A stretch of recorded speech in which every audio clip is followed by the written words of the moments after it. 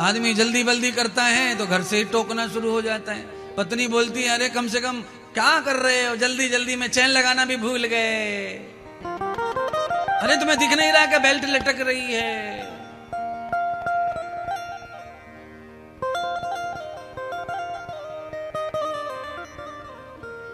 इसीलिए जोश में होश की भी बहुत आवश्यकता है। जोश में होश खोने से क्या होता है वो कथा में समझ में आ जाएगा। आदि गणेश खड़े हैं दरवाजे पर, पार्वती स्नान कर रही है महल में। शंकर भगवान गणों के साथ आज कैलाश के महल पर पधार गए। आना नहीं था शंकर जी को, आना 6 महीने के बाद में था, पर योग आ गया ऐसा कि अचानक लौट आए।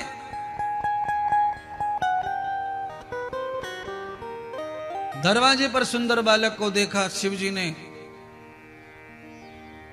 तो नंदी से कहा, जाओ इस बालक को प्रेम दो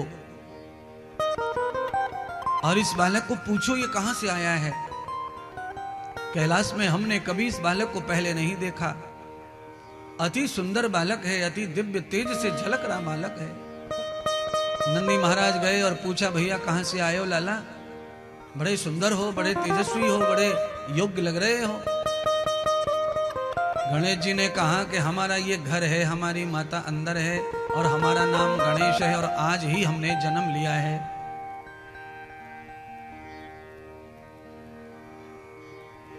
शंकर को आके बताया नंदी ने, महाराज ये बालक तो इस तरह कुछ कह रहा है, ये तो कह रहा है ये मेरा घर है और मैंने आज ही जन्म लिया है और मेरी माता पार्वती है। शंकर भगवान के मन में यह बात पची नहीं।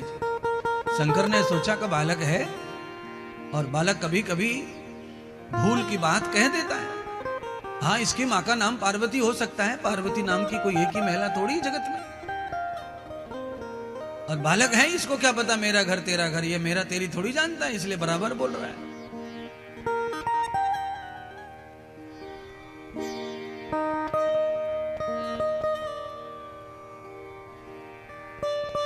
कैलाश का प्रसाद दे दिया गणेश को नंदी ने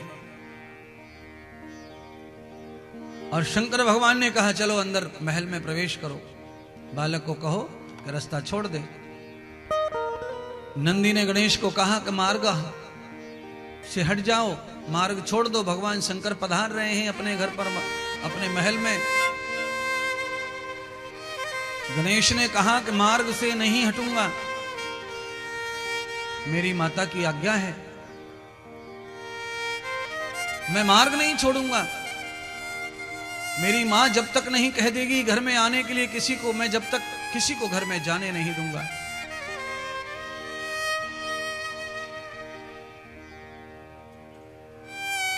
बालक अड़ गया। नंदी के साथ में बालक का युद्ध हो गया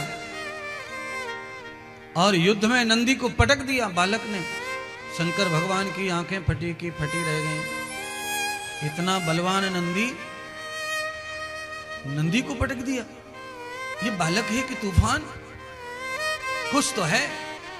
शंकर भगवान पधारे और शंकर ने कहा, बालक तुम बहुत प्यारे लाडले हो, इसीलिए तुमको ये तुम्हारे अंदर जो दुर्गुण है, तुम्हारी सुंदरता इतनी अच्छी है, तेज बहुत अच्छा है, पर तुम्हारे अंदर ये बड़ा दोष है कि तुम अपने से बड़ों का सम्मान नहीं करते, और अपने से बड़ों का सम्मान नहीं करते इसलिए तुम्हारा तेज ओज सुंदरता सब व्यर्थ है। तुमने नंदी को धक्का मार दिया और नंदी कितना बड़ा है तुमसे, और मैं स्वयं महादेव तुम्हारे सामने आके खड़ा हूं और तुम रास्ता पकड़ के खड़े हो। हटो बेटा। शंकर भगवान के सामने भी गणेश खड़े हो गए और हाथ अड़ा दिया दरवाजे से। अंदर नहीं जा सकते, महादेव हो, शंकर हो, बाबा हो, जो भी हो, पर अंदर नहीं जा सकते, क्योंकि माता की कृपा से, माता की आज्ञा से मैं किसी को जाने नहीं दूंगा अंदर।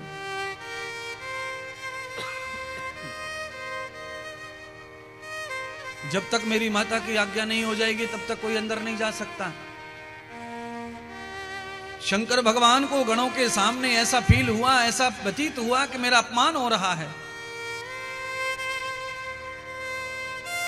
शंकर भगवान का अपमान सच में हुआ। शंकर ने थोड़ा कठोरता से अपना उपयोग किया। हाथ से कहा, बालक हट जा,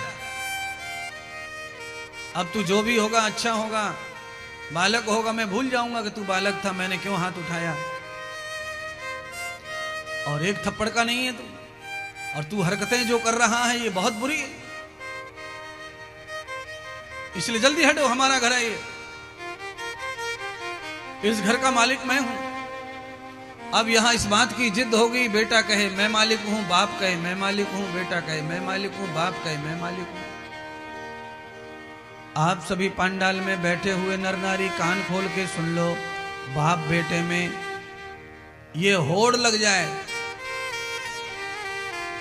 कि मैं मालिक और तू मालिक है, कि मैं मालिक है कि तू मालिक है, उस घर का नाश ही होने वाला है, उस घर का कभी भला होने वाला नहीं है महाराज।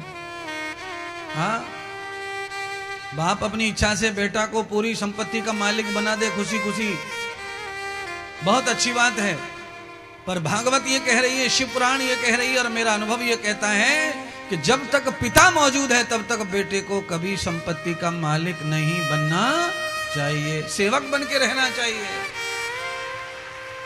अनितम सेवा महे कृतम फलश्रुति ही। औलाद में जब सेवा भाव होता है, संभालने की शक्ति होती है, तो वो सारी संपत्ति के क्या ब्रह्मांड के मालिक बन जाते हैं। माता पिता तो उन पर रीझ जाते हैं।